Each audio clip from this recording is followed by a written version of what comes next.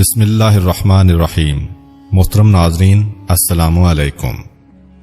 اہل سرسار کی ایک قوم جسے قوم سبا بھی کہا جاتا ہے، اللہ تعالیٰ کی بے شمار نعمتوں کے اندر زندگی گزار رہی تھی۔ یہ قوم ایک عظیم تہذیب و تمدن کی مالک تھی۔ حضرت داؤد علیہ السلام اور حضرت سلیمان علیہ السلام کی باعظمت حکومتوں کے بعد ان کی حکومت زبان زدے خاص و عام تھی۔ کہا جاتا ہے کہ یہ لوگ گندم کے مغز سے آٹا پیس کر روٹیاں پکاتے تھے، لیکن اس قدر اسراف کرنے والے اور ناشکرے تھے کہ انہی روٹیوں کے ساتھ بچوں کا پاخانہ صاف کرتے تھے۔ ان آلودہ روٹیوں کو اکٹھا کرنے سے ایک پہاڑ بن گیا تھا۔ ایک صالح شخص نے وہاں سے گزرتے ہوئے ایک عورت کو دیکھا جو روٹی کے ساتھ بچے کے پاخانے کے مقام کو صاف کر رہی تھی۔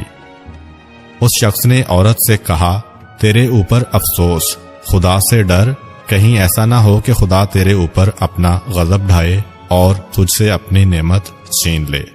اس عورت نے جواب میں مذاق اڑایا اور مغرورانہ انداز میں کہا، جاؤ جاؤ، گویا کہ مجھے بھوک سے ڈرا رہے ہو۔ جب تک سرسار جاری ہے مجھے بھوک سے کسی قسم کا کوئی خوف نہیں ہے۔ کوئی زیادہ عرصہ نہیں گزرا تھا کہ اللہ تعالیٰ نے ہوس بازوں اور اسراف کار لوگوں پر اپنا غضب ڈھایا۔ پانی جو کہ زندگی کی بنیاد ہے ان لوگوں سے چھین لیا تھا۔ قحط نازل ہوا، بات یہاں تک پہنچ گئی کہ ان کی ذخیرہ کی ہوئی تمام غذا ختم ہو گئی۔ آخرکار وہ مجبور ہو گئے کہ انہی آلودہ روٹیوں پر ٹوٹ پڑیں جو ان لوگوں نے اکٹھی کر کے پہاڑ کے مانند ڈھیر لگایا ہوا تھا، بلکہ وہاں سے روٹی لینے کے لیے صف لگتی تاکہ ہر کوئی وہاں سے اپنے حصے کی روٹی لے سکے۔ کفران نعمت، قحط اور ان کی بدحالی کے بارے میں متعدد روایات موجود ہیں۔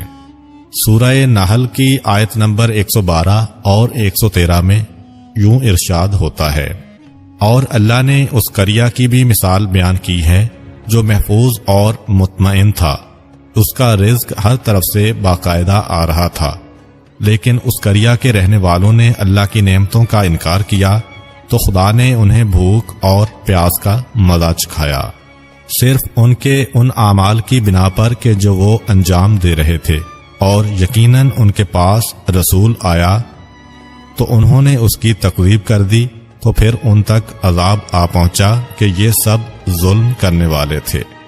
اسی قوم سبا کے بارے میں ایک اور واقعہ بیان ہوتا ہے کہ ان لوگوں نے اپنی زراعت کو بہتر طور پر کاشت کرنے کے لیے پانی ذخیرہ کرنے کی خاطر بلک کے دو پہاڑوں کے درمیان ایک بہت بڑا بند معرب تعمیر کیا ہوا تھا۔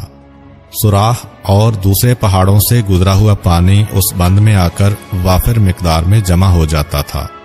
قوم سبا نے اس پانی سے صحیح طور پر استفادہ کرتے ہوئے وسیع و عریض اور بہت سے خوبصورت باغات لگائے اور کھیتی باڑی کو رونق بخشی۔ ان باغات کے درختوں کی شاخیں اس قدر پھلوں سے لدی ہوئی ہوتی تھیں کہ کہتے ہیں کہ اگر کوئی شخص سر پر ٹوکری رکھ کر ان کے نیچے سے گزرتا تو پھل خود بخود ٹوکری میں گرنا شروع ہو جاتے اور قلیل مدت میں ٹوکری تازہ پھلوں سے بھر جاتی۔ اس قوم کے بہت سارے دیہات اور قریے تھے جو بہت آباد اور آپس میں جڑے ہوئے تھے، لیکن نعمتوں کی کثرت نے انہیں شکر کرنے کے بجائے سرمست اور غافل کر دیا تھا، یہاں تک کہ ان کے درمیان بہت بڑا طبقاتی نظام وجود میں آ چکا تھا۔ ان میں سے صاحب اقتدار لوگوں نے کمزوروں اور ضعیفوں کا خون چوسنا شروع کر رکھا تھا، یہاں تک کہ ان لوگوں نے خدا سے ایک احمقانہ التماس کیا جس کا ذکر سورہ سبا کی آیت نمبر 19 میں ملتا ہے۔ انہوں نے کہا، خدایا ہمارے سفروں کے درمیان فاصلہ زیادہ کر دے۔ انہوں نے اللہ تعالیٰ سے یہ التماس اس لیے کیا تاکہ غریب و بے نوا لوگ عمرہ اور ثروت مندوں کے ہمراہ سفر نہ کریں۔ ان کی خواہش یہ تھی کہ آبادیوں کے درمیان خشکی ہو اور فاصلہ بہت زیادہ ہو تاکہ تہی دست اور کم آمدنی والے لوگ ان کی طرح سفر نہ کر سکیں۔ اللہ تعالیٰ نے ان مغرور پیٹ کے پجاریوں پر اپنا غضب نازل کیا۔ بعض تواریخ کے مطابق ان مغرور لوگوں کی آنکھوں سے دور صحرائی چوہوں نے معرب نامی بند کی دیواروں پر حملہ کر کے انہیں اندر سے کھوکھلا کر دیا۔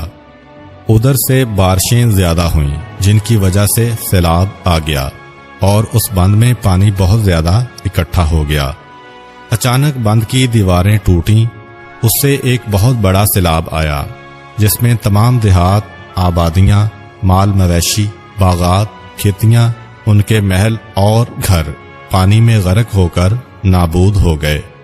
ان کے باغات اور زراعت میں سے صرف کچھ پیلو اور بیری کے درخت اور کچھ جھاڑیاں بچی تھیں۔ خوش الحان پرندے وہاں سے کوچ کر گئے تھے، جبکہ الوؤں اور کووں نے قوم سبا کے کھنڈرات میں اپنے گھونسلے بنا لیے تھے۔ اس بات کا ذکر سورہ سبا کی آیت نمبر 15 اور 16 میں ملتا ہے، اور آخر میں سورہ سبا کی آیت نمبر 17 میں قرآن کریم میں اس واقعہ کا یوں نتیجہ نکالا ہے: یہ ہم نے ان کی ناشکری کی سزا دی ہے اور ہم ناشکروں کے علاوہ کسی کو سزا نہیں دیتے ہیں۔